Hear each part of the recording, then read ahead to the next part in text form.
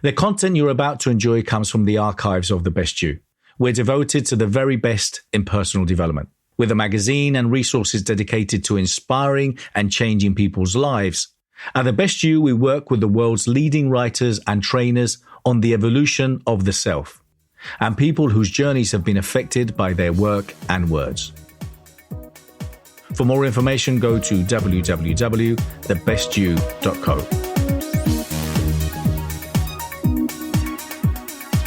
All right, we're back with our next speaker. I'm so honored to be co-hosting with Bernardo Moya. This is our first year doing it virtually and working out all the bugs. We've got Tony in the background there, making sure everything runs smooth for us tonight. This is our last speaker for day one, and then we have multiple speakers for the next 6 days. Very honored to have you. But I want to get right into it because I want to give him as much time as possible on our platform. James Dentley, he's coming up next. He did a little pre-interview earlier with Bernardo, but again, I'm going to reintroduce him as James Dentley is an entrepreneur, best-selling author of The 5 Frequencies of High Performance, philanthropist of one of the nation's top life and business strategists, and as one of the world's most renowned motivational speakers, James Dentley is a dynamic personality and high sought-after resource in business and professional cycles of Fortune 500 CEOs, small business owners, nonprofit, and community leaders from all sectors of society looking to expand opportunity. He is also an annual seven-figure earner in MLM industry and has trained over 80 people to do the same thing. And I'm just beyond honored to bring him to the stage right now. James, how are you, my friend? I'm excited, man. Happy to be here. How are you, Tony? Oh, I'm so good. I'm so excited. So I actually have to kind of bring my energy down, right? So that I can host and not just be like a little kid at a candy shop. But I am very, very excited to be doing this. And again, I met you at the City Summit and, I know your legacy and your history, and you and I had a little pre-screening today. And I'm just honored. I want to give you as much time as possible, but tell me, where can they see more about you? Of course you have your booth here and you're going to be speaking, but where can they get more or get your books or get deeper into who you are?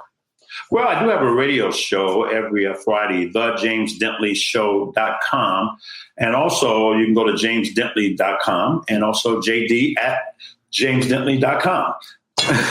Keep it simple. So what are you going to be sharing with us today? What do they have to look forward to? Tony, today I'm going to talk about the power and the psychology of communication. I believe communication is the next best currency. I agree as well. I just want to open up the floor. I want to give you as much time as possible. I'll do a little ticker, or Tony will do a little ticker, so you have about 5 minutes left. And you're wrapping up the show today. So honored to introduce you once again, James Dentley. All you. Have some fun.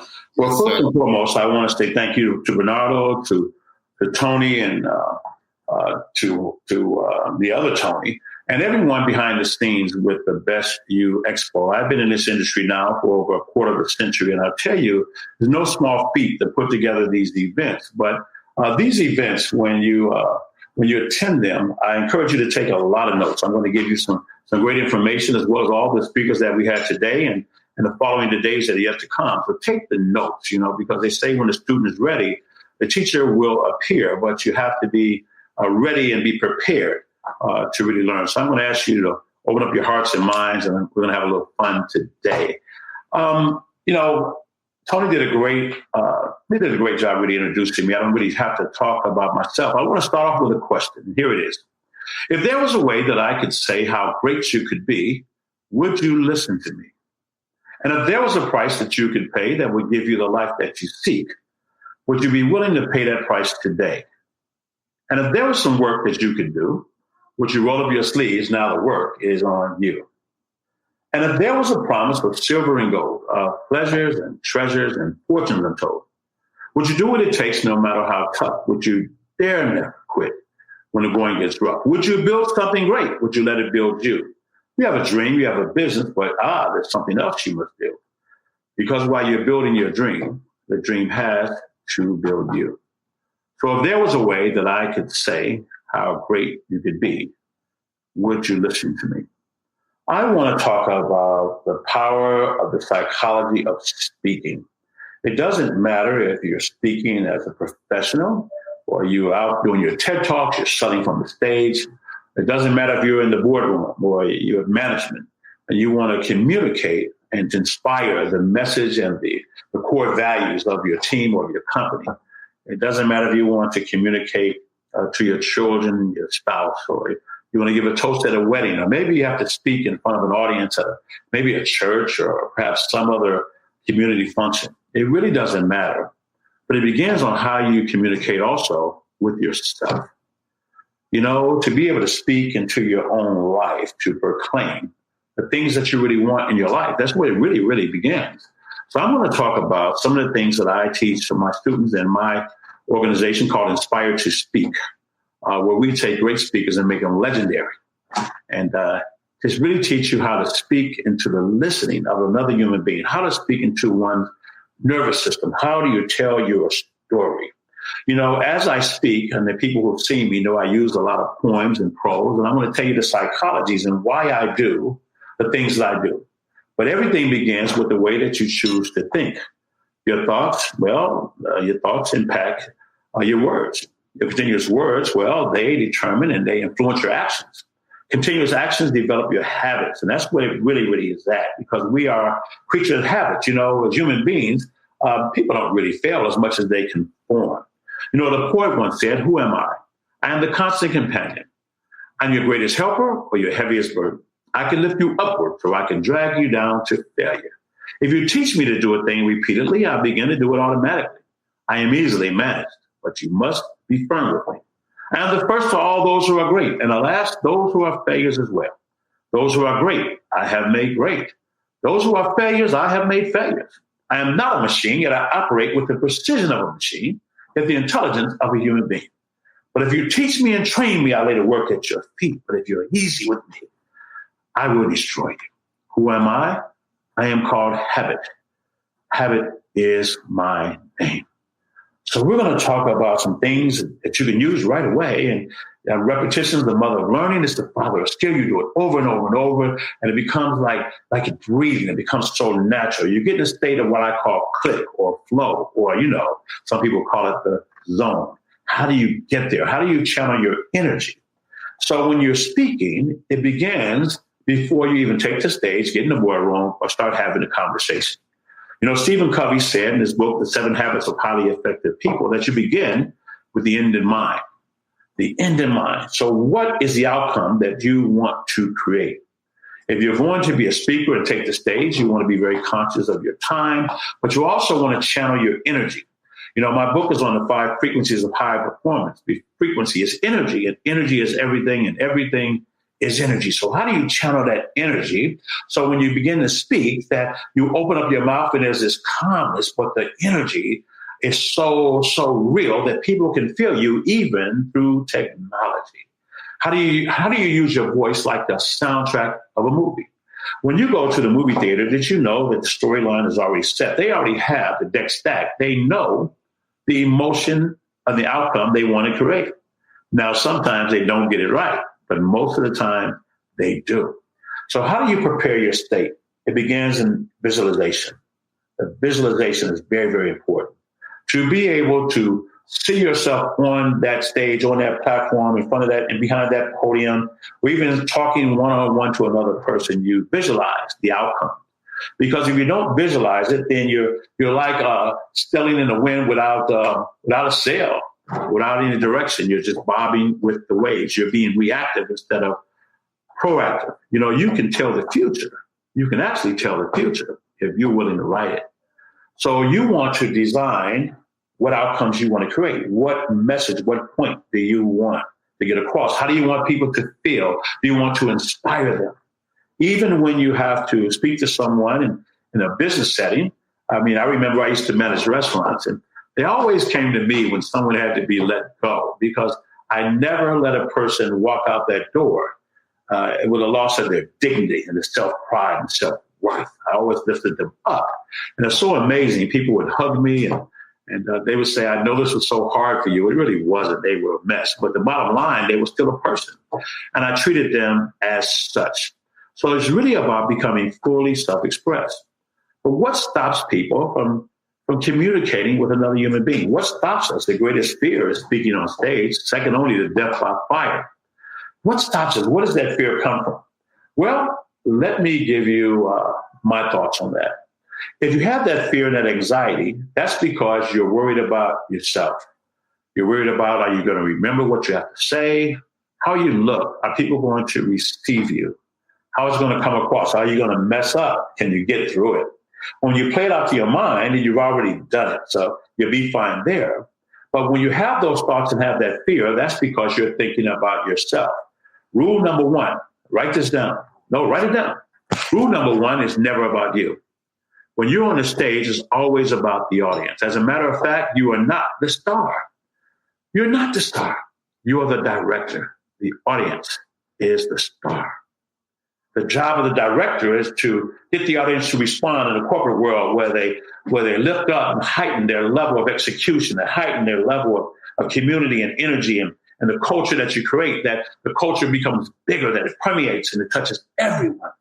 From the stage, you lift people up so they can see themselves winning. So at the end of their conversation and in the end of this training, you're going to get some things that you can use, some things that you may have already be aware of, but how do you incorporate that in your own life? I'm going to talk about that. So please, I want you to get a pen and a paper, but it's never about you because remember, you're not the star. You are the director. The audience, the people in front of you, the people that you are charged and honored to impact, because speaking is such an honor because no one ever has to listen to us. You don't have to listen to any of us. We must earn that right and respect it. And that's important because that will start to give you the influence. And when you have the influence, that means you can inspire people to grow bigger and to achieve goals and dreams bigger than they ever imagined, to bring the best out of another human being. And that's what we're honored, and that's what we get a chance to do. When you're walking on the stage, I teach people how to establish your F45. The F45 is your first 45 seconds when you hit that stage. How are you going to come on that stage? You want to use music? Are you going to use a sizzle reel that kind of tells your story? Are you going to get the audience to do something, to get up, to stand up, to move their body? Because when they get up and move their body, it shifts the energy in the room. Now, a lot of that will depend upon, well, is that just your normal routine? Do you have a routine set? And this is who you are as part of your brand. Or also is very important to know how to speak based on time of day. If people have been sitting in the audience all day and they're starting off where you have to bring some energy, you want to set the tone for the event. If you come back from lunch, then over time, people get a little lethargic. The food is a little heavy. They start to doze off. So you want to capture their attention mentally, but also get them to move their body. Get them to repeat after you. You know, today is my dream. It's my goal. The things I want to achieve. You have to go and tell people to talk to the person on your left, talk to the person on your right. Say that because you're moving energy in the room and you want to always control the energy.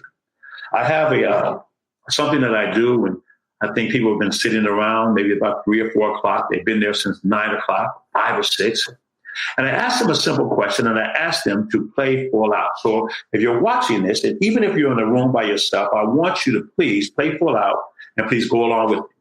Okay, how do you spell the word spot? S-P-O-T. Okay, how do you spell spot? S-P-O-T. What does that spell? Spot. How do you spell spot? S-P-O-T. And what does that spell? Spot. How do you spell spot? S-P-O-T. What does that spell? Spot. So when you come to a green light, what do you do? And every time, 65% of the audience says, stop. But I said, when you come to a green light, what do you do? You see, a person is not listening with intent. And that's just the way we know how to make the mind react. But what you're doing is that you're calling to the attention of every person in the room that now they have to pay attention because perhaps they were not, because they were not listening with intent. For complimentary resources from my book, my complimentary e-course, The Power of the Question, or recommended reads, go to www.thequestion.com/resources. For more information on my coaching or mentoring, go to www.bernardo-moya.com. So there's different things you can do to move the energy. Some people play music, have people clap, have them dance, have them move around, talk to one another, but energy is everything. And you want to create the energy because it's very important when it comes to learning, because you're going to create anchors and triggers inside of a person that they'll remember your talk. and they find themselves in a situation, and some of the information that you have given them or you heard from a speaker will serve them well because of the instant recall. Now, for your F45, what's going to be your stance when you get on the stage?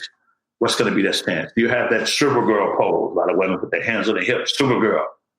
When you slowly talk and you slowly roll your sleeves down, that means it's time to do business in a subconscious way. So the F45 is extremely important. How are you going to walk up there? And how are you going to posture yourself? What energy do you really want to create? What's the culture? What do you want to create in this entire talk? Where do you want them to go? Just like a movie. Where do you want the story to go? What emotion do you want to part into that listener? Now you want to listen to the psychologies and understand the psychologies of speaking. Let's start with personality traits. I'm going to use the dolphin, the shark, the urchin, and then the whale. There's several other personality profiles out there, but they all kind of fall in line no matter what they call the titles. Now, all of us have all 4 personality traits. We have all of them, but we're anchored usually in 1 or 2 of them. And when you take a profile and you have almost equal scores in 3, well, that means that you can communicate with someone else and you can pretty much get your point across to them because you're speaking into their listening. You're speaking into the listening of that other person. Have you ever encountered someone and you just didn't see eye to eye, or somebody was always very combative with you, or they just kind of maybe irritated you? Most of the time, it comes from the personality traits. Disguise is also their core values. But personality traits are extremely important. So I want to walk through them and show you how you use personality traits to communicate your message into their listening. That means they hear it and they can be responsive to it. Now, when you take the profile, you're going to find out what your personality trait is, and that's great. But what you have to do also is learn how to move into a space that you are not and do it intentionally so you become effective in your communication. So let's talk about the shark. The sharks are usually very money motivated, very driven. They're very competitive. They love to win, man. They'll run over somebody to win. They'll do anything, win at all costs. Sometimes they can come off as being a little abrasive and not feeling and not really caring, but it's just something in them. They just have to win. Now that's your shark. They power dressers. They're going to have their red power ties on and the power suit. They're going to have your beautiful Rolex watch on. They're going to drive a powerful car, powerful, sexy car. That would be your sharks. Now, many of you already know some people in your life that are sharks. Is it you? The second personality would be the dolphin. Now, dolphins love to have fun. They like to dress in colors, bright colors. If you see someone with blue in their hair or color in their hair, that's the dolphin. They're going to wear a lot of jewelry around their neck or around their wrist. They wear earrings, different places. They like to have fun. They're the life of the party.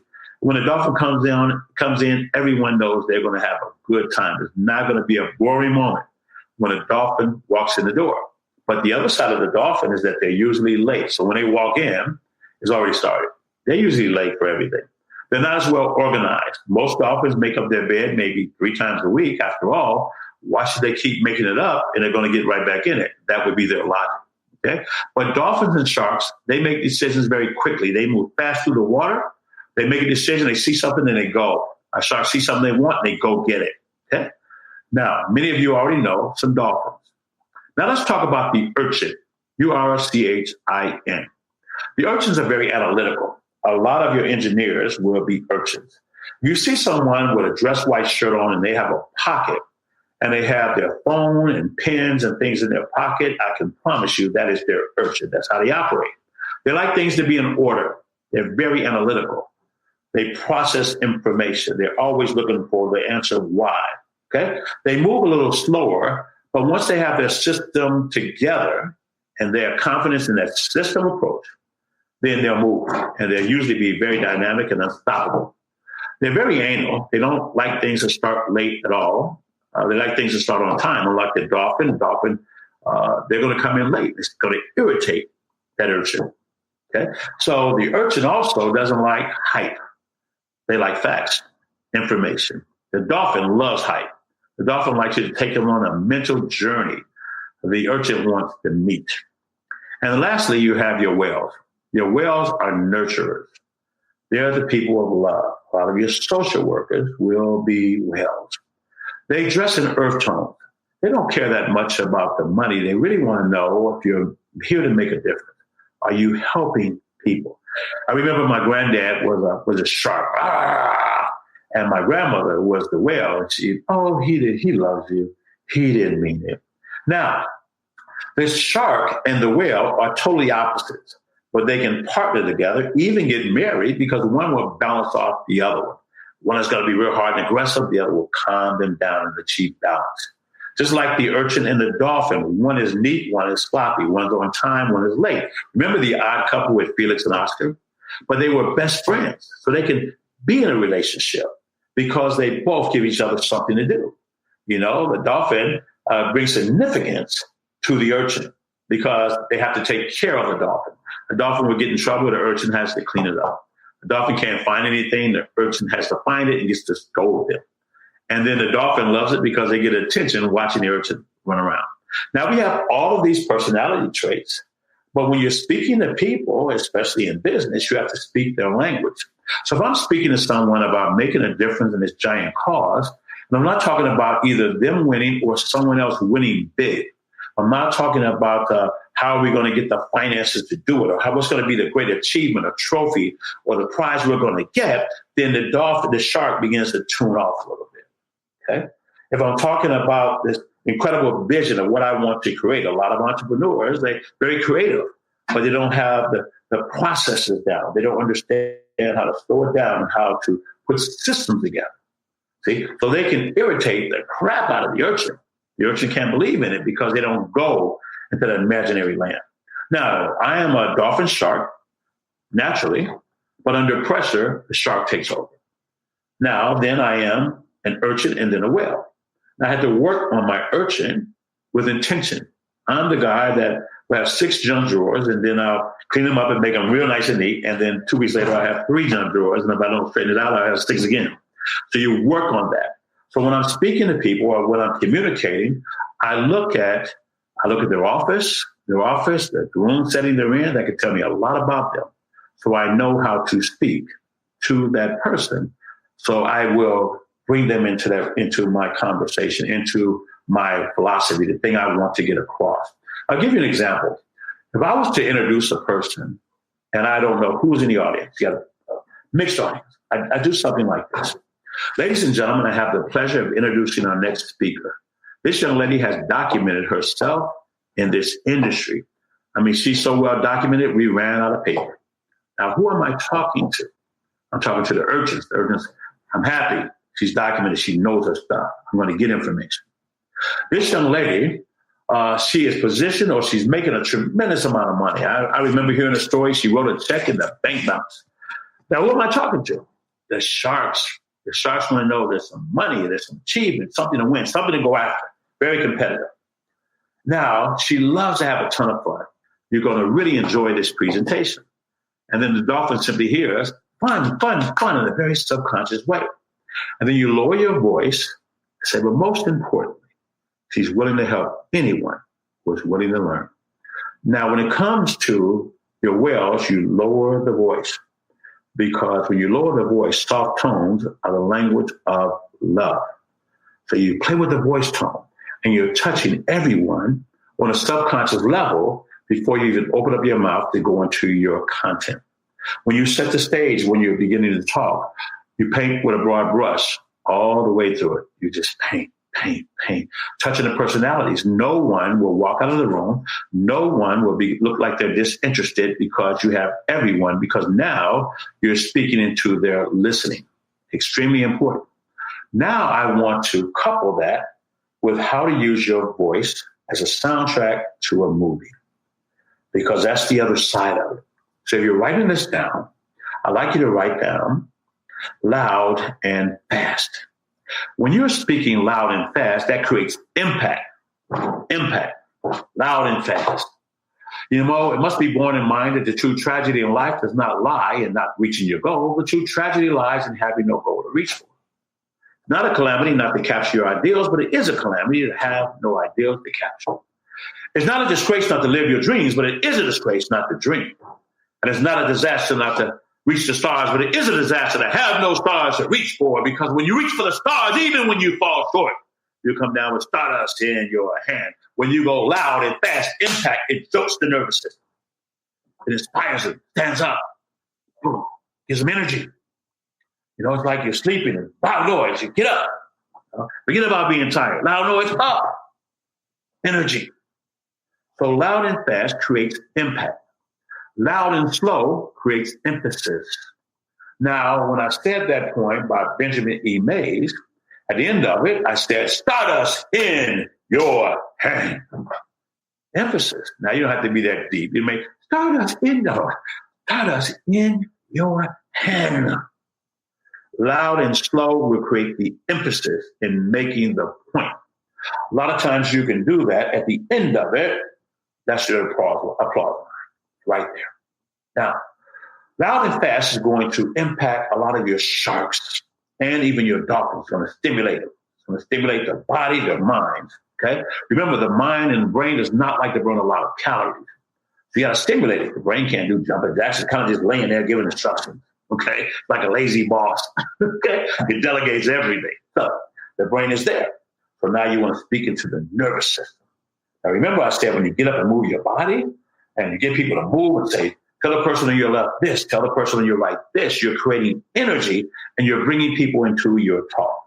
Now, we went over loud and fast is impact. Loud and slow is emphasis. Now, low and fast is engagement. That's for your urchins.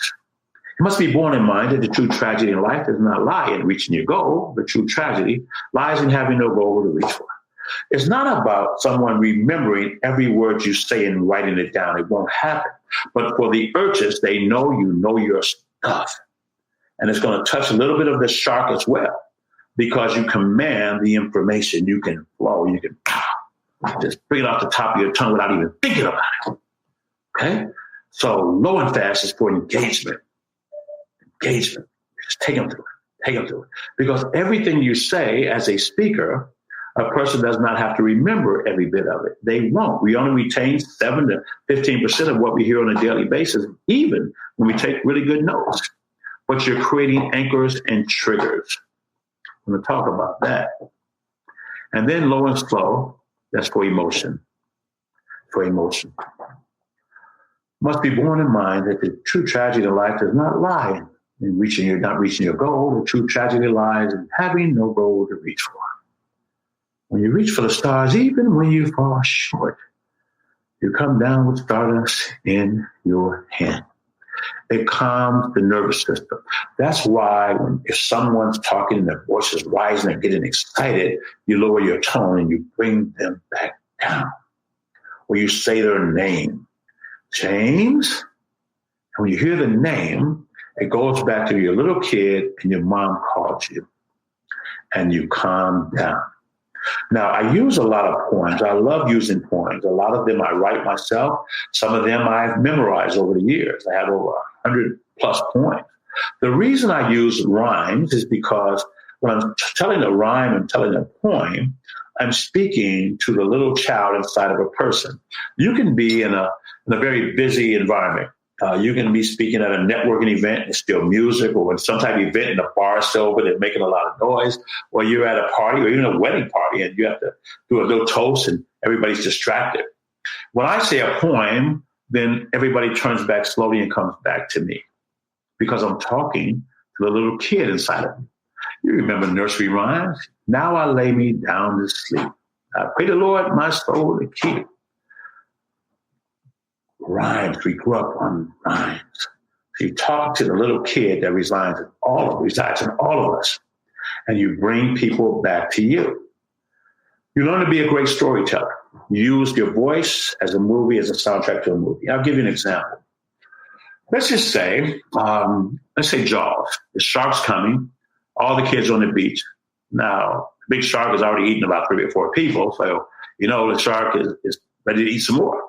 So everybody's in there, and here's the music. Dun, dun, dun, dun, dun, dun, dun, dun, dun, dun. The music is designed to put your body into a tense state. Just like some music will put you into a real mushy, loving state, and you get all teared up. Some music can it's a backdrop that makes you laugh. It is the cornerstone of the movie, and sometimes we don't pay any attention to it, but it's designed to drive an emotion. So the sharks is coming. Dun, dun, dun, dun, dun, dun, dun, dun. What if we change that music and the shark was coming to eat someone, and we change the music there? It would have a totally different emotion that would be driven about that scene. The movie Scream, the guys with the long mask, he's behind the door with a knife, and then you hear the noise, brings you the attention. Don't open the door, and they open up the door, and nobody's there. And they bring the attention up, and they bring the attention back down.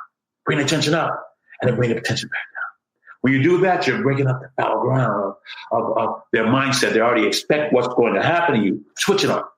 And you put them on a ride, and that opens the person up to receive what you want to impart in them through your storytelling. When you're reading, telling stories, it begins, I believe, with reading books. And I'll give you a little clue about some things that I do and things that I teach. When you're reading a book, learn to read with all of your senses. If you're reading a scene and somebody's telling their story and they're saying how they had a raggedy brown couch, see the couch. If they lived in an old dusty apartment, put yourself there, see dust. What does it smell like? What is the air like? See colors. Use all of your senses. It will help you to retain the things that you're reading. And that means when you begin to tell a story, you'll paint a picture and a person can see themselves inside of the picture. Because when you're speaking and telling a story, where you're making a point with your story and you're telling a story to make a point, but what you want to do is take a person on a journey within themselves that they can never go on by themselves. Storytelling. Your voice inflection, how to use your voice as that soundtrack. Their personality traits, how you paint, you're touching everybody in the audience. Where there is some laughter. Get people to laugh. Do something funny, okay? How do you soften your voice, bring the emotion, let people see that you honestly care, that you are fully self-expressed. It's not a game. It's not something, an act you're putting on, that you're being vulnerable, that you're being there, because you're going to find your power in that space because you are the director and you are creating the emotion of the audience that is extremely important when it comes to learn, when it comes time to learn. Learn to get more than one opening and one closing. A lot of speakers, every time you see them, they say the same speech, and it's okay if they have their keynote targeted speech. But I get bored with my same speech over and over and over again. So I have to mix it up a little bit. And I challenge myself to see what I can do. Sometimes I get in front of an audience, and I've had a bunch of corporate executives on the floor rolling, laughing, just laughing, because I know when I get them to laugh, it's going to send a little waves up their nervous system, up their back, and it's going to help them to retain more information because it's going to shoot up to their brain and make the brain alert. Wake it up. Wake it up. I want to leave with something that's going to anchor the talk, where I may say, follow your dreams wherever they may lead, and never get distracted by less worthy deeds. Remember to shelter them and nurse them and help them to grow. Let your heart hold them down deep where dreams go. Follow your dreams, pursue them with haste. Remember that your life is too precious and it's too fleeting to waste. Be faithful, be loyal in all your days through. The dreams that you follow always come true. When it came to speaking, Socrates, they would sit around the fire, and Socrates, his philosophy in speaking was broken up in three categories: ethos, logos, and pathos. Pathos is when you're speaking with emotion that touches their hearts, that draws people in. When you soften your voice, then people have to lean forward. Because when you're speaking, it's always about bringing people to agreement. For more information on collaborating, partnering, sponsoring, supporting, or speaking at any of our events, or finding out more about our legacy clubs, go to www.thebestyou.co. If you're interested in finding out more about the amazing content we have, please go to www.thebestyou.online and get your 14-day free trial now. Okay, now write that down. Speaking is enrolling. Communication is enrollment. You're bringing people into agreement. Okay, I'm going to give you some examples of that in a minute. So pathos is emotion. Logos is when you're using logic. Get statistics about what you want to talk about. Give some real examples, things that cannot be denied, because if a person agrees with these statistics because they make sense, they're going to know that you know your stuff. You took the time to prepare for your stuff. But again, you're bringing them into agreement. Okay? So pathos, emotion. Logos is logic. Okay? And then ethos is credibility. The credibility you have. What is your space do you own and occupy? How are you documenting yourself? Or who can you point to that has the documentation that cannot be denied, that cannot be disputed? You want to be able to paint that through that entire picture. You know, we would do our 5-day camps, these Inspired to Speak action camps, and role play over and over and over. And they would go through it over and over and over and over. And I listened to their energy. And I've been doing this for many years, and I've never seen a person leave out being the same person they were when they came in. And everybody sees it. It leaps and bounds. It's important to invest in yourself and invest in a training to do whatever it is, whatever your passion is, whatever area you want to go into, invest in yourself, okay? Because you're creating your story. Because your success can be someone else's miracle. You're more successful, you can help more people. You have a story to tell, and that means an example has been set. Because if you can do it, they can do it. And every challenging time that you have is there to serve you. You take those stories and put them into your talk, put them into your conversation, and you give the people in the audience hope. You distract them from the challenges they have in their life and dispute their feeling that they cannot make it, they can't go another step. You see, darkness is not the absence of light. Darkness is when you believe the light will never return. So remember, your story is extremely important. Learn to become a masterful storyteller. I want to tell you a story about a taxi cab driver. And he gets a call. It's about 10:15 at night. He gets a call. He's on his way home, actually. He was going to call it off. And he decided first he didn't want to answer it, but he decided, yeah, I'll take it. So then, he comes over to a little, what do they call it, walkie-talkie, and he has to pick up. Okay. He said, okay, well, hey. Now, when he disconnects from the dispatcher, he begins to drive, realizing that the neighborhood he's going to go into is not the best neighborhood. He turns on the block to pick up his passenger, and all the street lights are out. So just imagine this dark street, and there's a corner store, and it's lit up, and there's about 20 people in front of it. A lot of young men are congregating. Now you're second guessing yourself. Do I really want to go down the street? But I accepted the fare. He pulls up in front of the home, and it's pretty dark. And he sees some gray stone steps. He blows the horn, and there's no response. Blows it a couple more times. Honk, honk. No response. He gets out of his car, and he walks up the steps. There are 7 gray stone steps. He steps up the steps. 1, 2, 3, 4, 5, 6, 7. He knocks on the door, and he can see a shadow of a figure coming towards him. And he could tell that they were elderly by the way they were walking. All he could see is a silhouette. As they got closer, he could see a bag in her hand. And he could tell it was a woman just by the silhouette, the shape of it. So he gets to the door, and she says, young man, have you been waiting long? He says, well, I blew the horn. She said, why? I'm so sorry. I couldn't hear you. I was in the back packing a few things. I'm ready to go now. He says, well, may I take your bag? Oh, yes, sir. That would be so nice. He reaches down and he grabs her bag, and he takes a step back as she locks her door. She turns around, and he grabs her by the arm and walks down those 7 gray stone steps. The taxi cab is yellow, but he's looking down the street to make sure the coast is still clear, because down the street is still all these people out in the middle of the night in front of the store. He gets to this yellow cab, and he opens up the door, and she slowly gets in, and he closes the door behind her.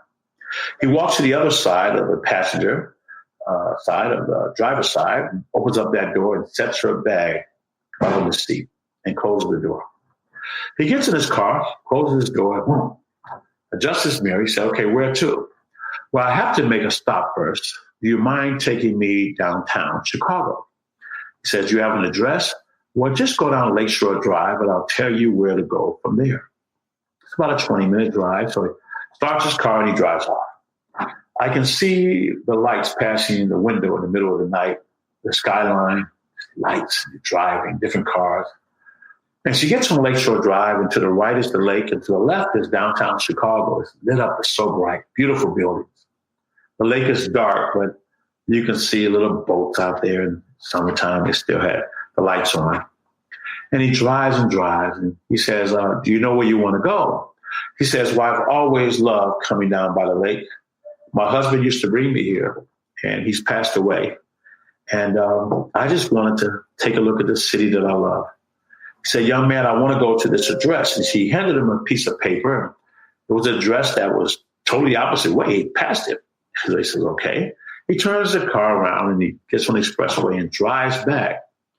And he notices on the paper that this is addressed to a church. But it's 10:45 at night. Who's going to be there? So he drives up to the church and it's pitch black. Darkness, nothing.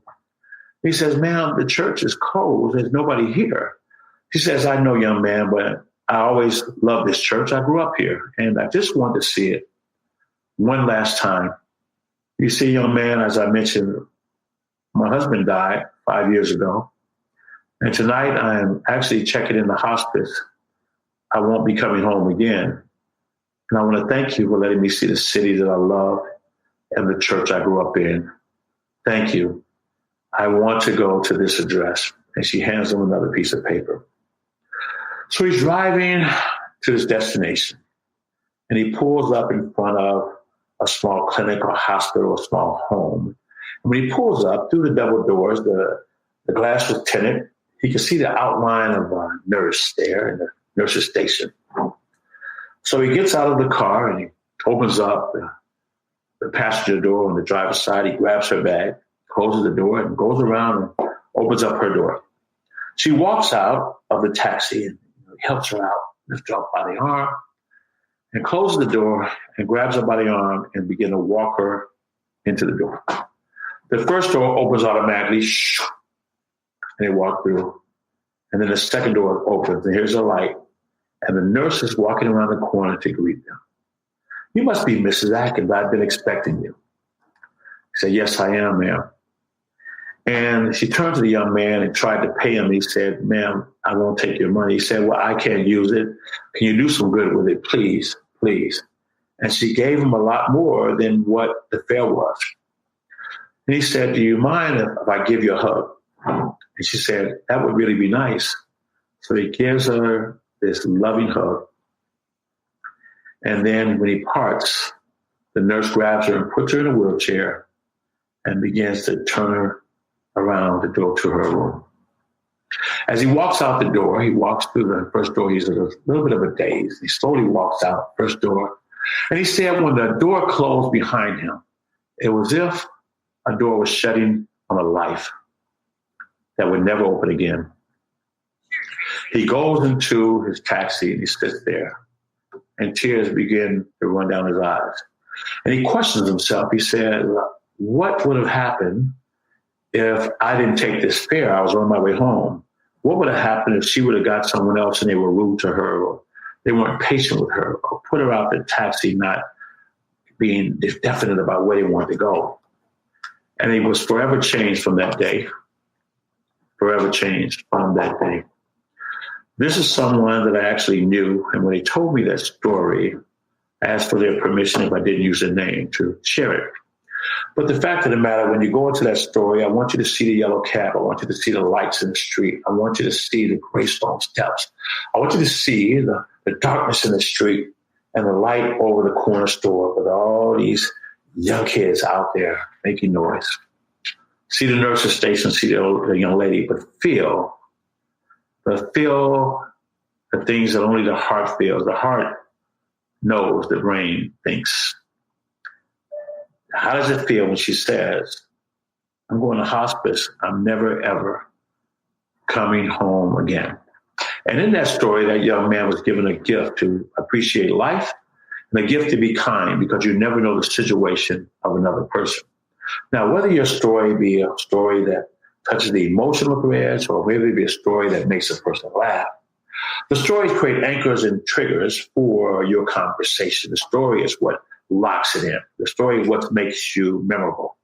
Learn to tell your personal story with power and passion. When you tell your story, you free yourself. No one can ever attack you with your past or with your shortcomings or anything that happened in your life when you put it out there and take ownership of it. No one can say that you used to be a bum. I just told you that. Take it away. You eliminate objections by getting in front of them, by bringing them out there before they can come out. Your story can free other people. Other people are in the audience and they're hurting and they're all dressed up. But there's no way to measure the heart and the mindset and the situation of another human being just by sight. You have to dig in there because we put these masks. We have what we call these human defense mechanisms that lock in. And when you're telling your story, when you're using your voice, when you understand personality traits and you paint, you're slowly breaking down barriers. You're taking them on a ride. You're breaking up the ground. You're breaking up the ground so you can put new seed and plant new seed. And when you plant new seed throughout your talk, and if they choose to work with you, if that opportunity is there, if they're already working with you, if it's corporate, as you move forward, you just nurture the seed. You water the dirt. You water it and nurture it. All of us have a seed of greatness that's inside every person. We all have a story to tell. A life worth living is worth recording.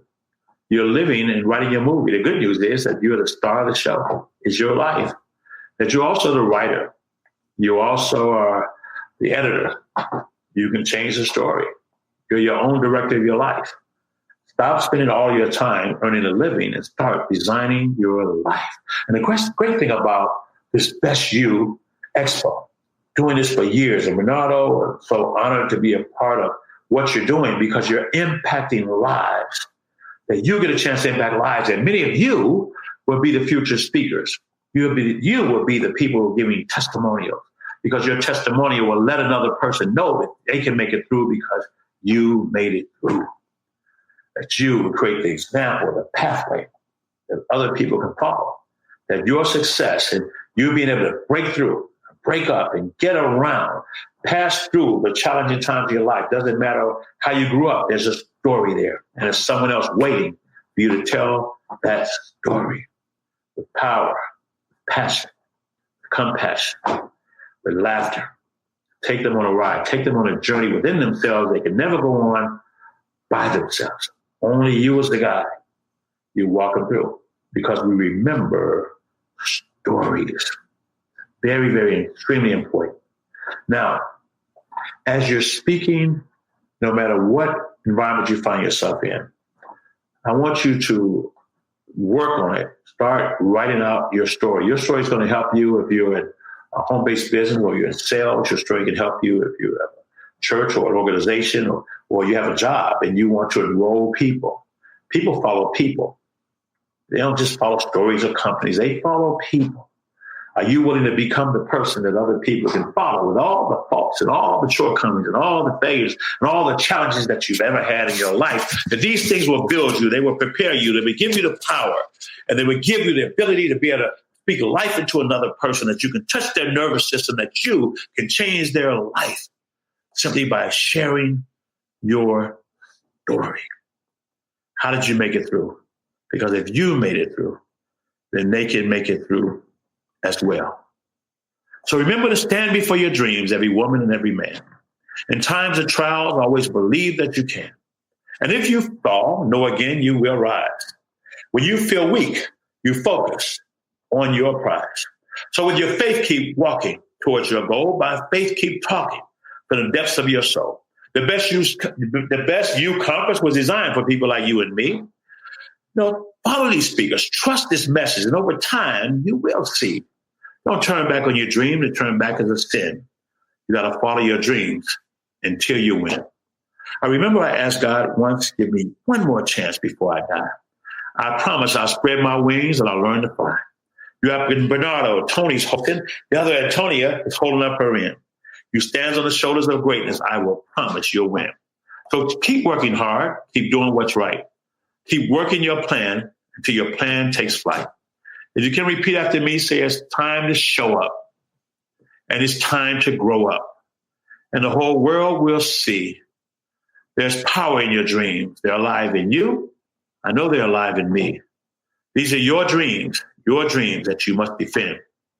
You keep following your dreams until you win. Hopefully I've given you something that can serve you well. May you continue to live your best life with the Best You Expo. Stay tuned into the other speakers. It's going to be an exciting time. Thank you so much and have an amazing night. Such an honor to have you on. We're going to go right to a digital commercial. But again, James, that was amazing, powerful, and I feel like I'm floating on air right now. So thank you so much. Thank you, brother. Thank you so much. Join us tomorrow and the whole week. Excuse me? Yeah, join us next week. The whole week. Yeah, absolutely. I'll be here tuning in, taking notes. All right. Thank you so much. And it's going to take over in about 30 seconds. So I'll just talk you out. Again, if you want to share your link and how people can see more, or if you have a booth, you can do that until it kicks us off. Yeah, well, I don't have a booth. I'm like the last minute speaker, but I tell you, you can reach out to JD at jamesdentley.com and hit me directly. I have a radio show every Friday, 2 p.m. Central Standard Time, thejamesdentleyshow.com, or you can go to JD at thejamesdentleyshow.com and reach me there. Hit me by Facebook under my name or Inspired to Speak, James Dentley or Inspired to Speak. You can Google me. I'm everywhere. Yeah, I love it. Well, thank you so much. And I like that spoken word at the very end. And I'm sure you did some improv there for us, but that was definitely a lot of talent. So thanks again. And I think it's going to kick us off any second. So I just want to say bye officially. You got it, my friend. Thank you. All right, everybody. Bye.